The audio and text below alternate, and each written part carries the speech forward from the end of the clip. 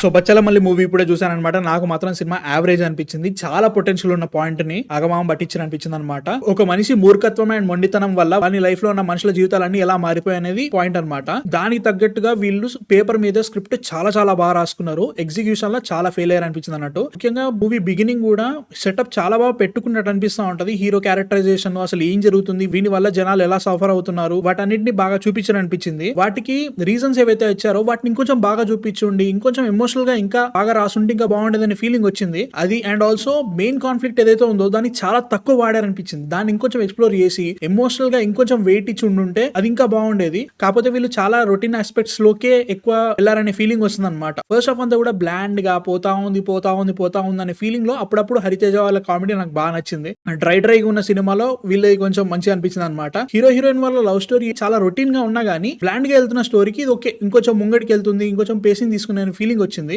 ఈ సినిమాలో పెద్ద ప్రాబ్లం ఏంటంటే ఇలాంటి ఎలిమెంట్స్ మనం చాలా సినిమాలో చూసాం కదా, ఈ సినిమాలో ఉన్న కొత్త పాయింట్ కి మీరు అనవసరమైన రొటీన్ టెంప్లెట్స్ ఎందుకు వాడుతున్నారనే ఫీలింగ్ వస్తుంది అనమాట. దాని వల్ల సినిమా బాగా ఉండాల్సిన దగ్గర పర్లేదులే ఏదో వెళ్ళిపోయిందనే ఫీలింగ్ క్రియేట్ చేసింది అంట.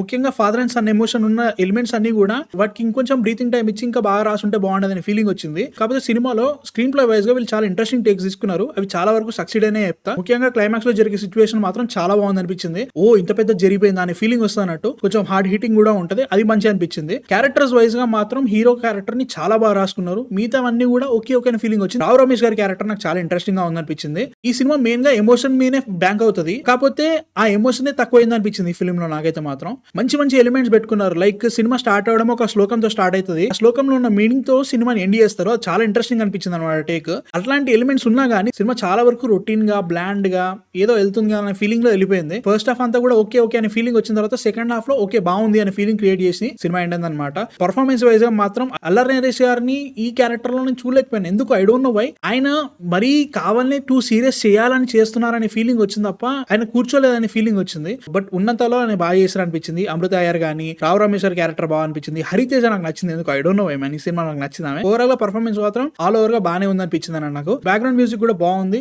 విశాల్ చంద్రశేఖర్ స్టార్టింగ్ నుంచి కూడా మంచి మ్యూజిక్ ఇచ్చారు అనిపించింది. కొన్ని సీన్స్ ని బాగానే లేపింది. క్లైమాక్స్ సీన్ లో కూడా చాలా బాగుంది అనిపించింది. టెక్నికల్ డిపార్ట్మెంట్ లో ఈ సినిమా సాలిడ్ గా చేసిందని చెప్తాను. ఎందుకంటే సినిమాటోగ్రఫీ, ప్రొడక్షన్ డిజైన్ చాలా బాగుంది. ముఖ్యంగా సినిమాటోగ్రఫీ వీళ్ళు పిక్చరైజ్ చేసిన కొన్ని ఫ్రేమ్స్ అయితే మాత్రం చాలా బాగున్నాయి. ఓవరాల్ గా Bachhala Malli was an okay watch. Paper మీద చాలా రాసుకున్నారు. మంచి కాన్సెప్ట్ ఉన్న సినిమా. చాలా రొటీన్ గా తీసుకెళ్లిపోయారు అనే ఫీలింగ్ వచ్చింది. So yeah, these are my thoughts on Bachhalamalli. మీరు చూసారా? మీరు చూడాలనుకుంటున్నారు కింద కామెంట్స్ లో చెప్పండి. అండ్ యా, నెక్స్ట్ వీడియోతో మళ్ళీ కలుస్తా. చాలా రివ్యూలు రాబోతున్నాయి. సో ప్లీజ్ సబ్స్క్రైబ్ చేసుకోండి. 50,000 దాటేసేద్దాం. సో యా, నెక్స్ట్ వీడియోతో మళ్ళీ కలుస్తాం. Man of fiction signing off.